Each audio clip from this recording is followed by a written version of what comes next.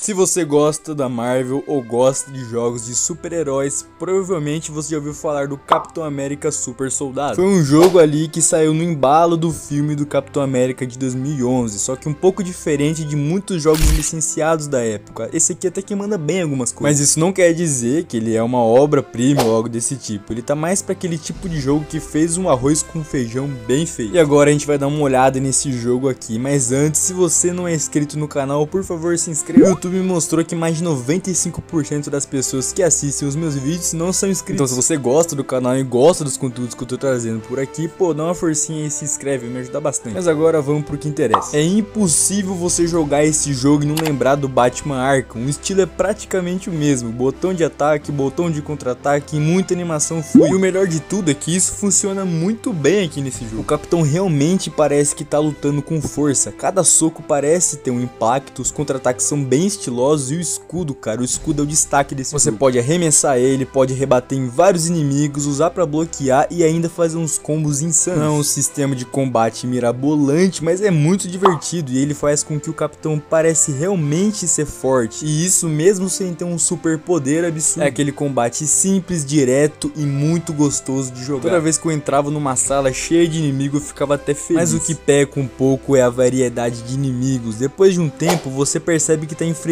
sempre os mesmos soldados. E aí já entra um pouco naquele esquema da repetição, que é um dos pontos que puxam esse jogo aqui um pouco mais pra baixo. Mas em contrapartida, o clima e a ambientação desse jogo são muito bons. O jogo se passa durante a Segunda Guerra Mundial e isso já traz um diferencial para esse jogo aqui. Em vez de uma cidade moderna com prédios e carros, aqui a gente tá no meio das fortalezas da Hydra. Tem castelos, laboratórios secretos e muito mais. E visualmente, para hoje em dia, esse aqui é um jogo meio ok. Mas para um jogo de 2011, esse jogo aqui tem gráficos muito bons. Pra ser sincero, quando eu entrei na primeira cutscene do jogo, ele me surpreendeu bastante. Dá pra perceber que o orçamento não era gigantesco, mas eu senti que eles fizeram o possível pra criar uma vibe que combina com esse universo do Capitão América. E é aí que entra uma coisa muito legal, o jogo tem coerência visual. Nada parece fora do seu lugar, os inimigos, os cenários, os chefes, tudo parece parte do mesmo mundo. Só que eu achei que faltou um pouco mais de vida em alguns ambientes. A maioria das áreas é meio vazia, meio genérica, com cara de corredor de missão, e acho que isso quebra um pouco da imersão. E o que me surpreendeu é que essa história aqui se passa no meio dos eventos do filme, mas ela é independente o suficiente para funcionar sozinha. Você joga com o Capitão enfrentando a Hydra, com direito à aparição do Caveira Vermelha, do Arnim Zola e mais alguns vilões que não tiveram tanto destaque nos filmes. E isso é um ponto forte, o jogo usa bem os personagens secundários da Marvel. Ele poderia ter só se prendido no básico, mas ele quis expandir um pouco mais. E pra mim isso é um ponto bem positivo. Mas o problema é que essa história é meio rasa. Ela tem um começo, tem um meio, também tem um fim, mas não tem uma tensão real. Você nunca sente que o Capitão América tá realmente em perigo. É tudo meio previsível, sabe? Mas eu gostei bastante do ator que dublou o Capitão América nesse jogo. A dublagem dele é realmente muito boa, inclusive ele já dublou o Homem-Aranha em outros jogos. Os diálogos que ele faz ali no meio do jogo tem bastante peso. Mas apesar disso, o level design é bem linear. Você vai pra uma sala, vai pra outra, resolve um puzzle simples, bate em meia dúzia de inimigos, que é até legal o combate, mas fica repetindo isso toda hora. Eu achei que faltou eles arriscarem um pouco mais, faltou exploração, e isso faz o jogo meio parecer repetitivo até hoje. Os puzzles então, cara, é tipo tudo muito básico, é só você ficar girando válvula, não tem desafio de verdade. E apesar do combate funcionar muito bem, como eu disse antes, ele não evolui muito. Do começo ao fim você tá basicamente usando os mesmos golpes, enfrentando os mesmos inimigos e ganhando os mesmos upgrades. Tem até uma árvore de habilidades aqui, mas é bem superficial. Além disso, o jogo também é bem curto, umas 6 ou 7 horas você zera tranquilo, e depois disso não tem muita coisa pra fazer além dos coletáveis e se você quiser platinar o jogo também. Inclusive o canal Eu Sou o Mark postou lá ele platinando esse jogo, inclusive recomendo vocês verem esse vídeo, é bem legal. Mas é aí que tá, mesmo com todos aqueles defeitos, esse jogo aqui tem algo que muito jogo atual não tem. Ele sabe o que ele quer ser. Ele não tenta ficar inventando moda, ele só quer te colocar na pele do Capitão América com um sistema de combate muito divertido, uma ambientação diferente, uma campanha que entrega ação do começo ao fim. E por mais que ele não tenha sido um sucesso de vendas ou crítica, dá pra ver que ele teve cuidado na construção dele. Ele respeita o personagem, respeita o universo, entrega uma experiência muito honesta. Hoje em dia a gente tá acostumado com jogos gigantescos, cheios de sistema, mundo aberto, customização, passe de temporada,